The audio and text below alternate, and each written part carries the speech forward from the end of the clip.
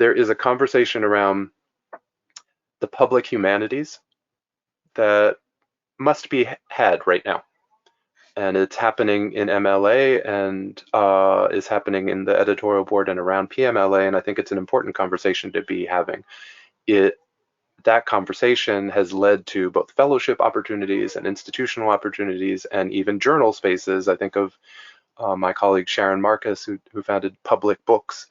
So there are ways that the academy and that the humanities have opened up space in relation to literary scholarship that's moved in a public humanities direction. I think it's a crucial conversation to have, but I think with PMLA, unless we're going to change the name and come up with something completely different. No, I don't. I'm joking. I think there's something to be said if you're thinking ecologically and recognizing that there's something going on over there, but not everyone has to do the same thing.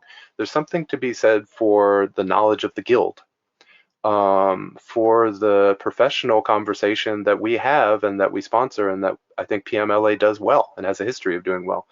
Ralph Ellison has a great essay on the club where bebop was born, Minton's, in Harlem on 118th Street, and he says that the jam session, the after hours jam session where musicians get together and try to blow each other off the stage, the jam session, Ellison says, was the jazz man's true academy.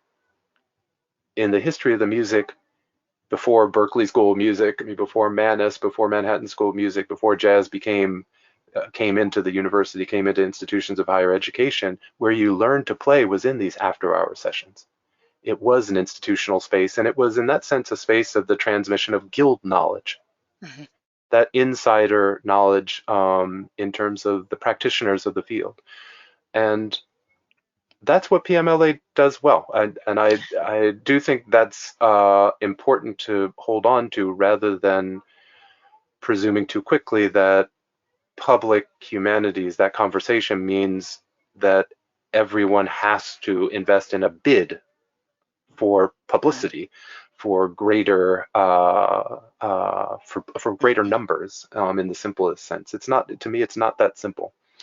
So I do think guild knowledge is crucial. The place that to me is maybe more productive than going public is to think about innovation, to think about the ways we produce literary scholarship and the forms of knowledge production that we engage in and what we take for granted and what we don't. Are there ways of writing otherwise? Are there ways of pushing against the norms of our disciplines? I do think that PMLA could have a role in making a space for innovation. Now, what that's going to mean is something we'll have to work out, and I'll have to talk to the editorial board about. Well, we've already started to talk about that, but it is something I think would be an interesting space to try to open up in PMLA down the road. I hope that's not too cryptic, but that's no. Without... I think the issues that you're raising in terms of PMLA are issues for the whole organization of the MLA, and especially for the convention. Actually, the convention is exactly that kind of umbrella space, that large space, not the specialized space that contains specialized, people presenting specialized knowledge, but it also then puts you up next to somebody who's doing something specialized in a field you wouldn't normally encounter. And so in the way that PMLA does that, the convention also makes those kinds of opportunities available. And we, likewise with the convention, are trying to explore alternative approaches and spaces and formats so that people can do different things and still maintain the fact of a convention and the circumstance of the convention. The question programmatically is how do you get people to cross paths, not just ships passing in the night in the hallway of the convention, but to go into each other's sessions, to shape each other's work. And that's where what I mean by innovation comes in. Going back to our conversation earlier about collaboration, how do you get somebody to go into somebody else's session, to move into somebody else's space? And I think there are ways to use the journal to set up. You can't force collaboration. You can't say you go collaborate with her. Yeah, But you can incentivize.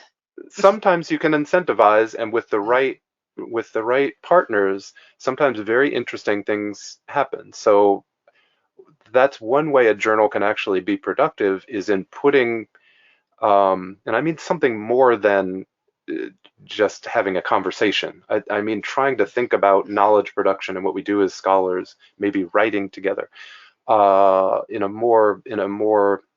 in a deeper way. But putting people together from different subfields who wouldn't normally come into contact, putting them together in a way that can lead to Mhm, something mhm, productive. mhm, That's what I mean by mhm. innovation and that kind of experimental. I think a journal can actually make space for that. Now, how to do that becomes a And question, becomes yeah, a logistical and question. yep,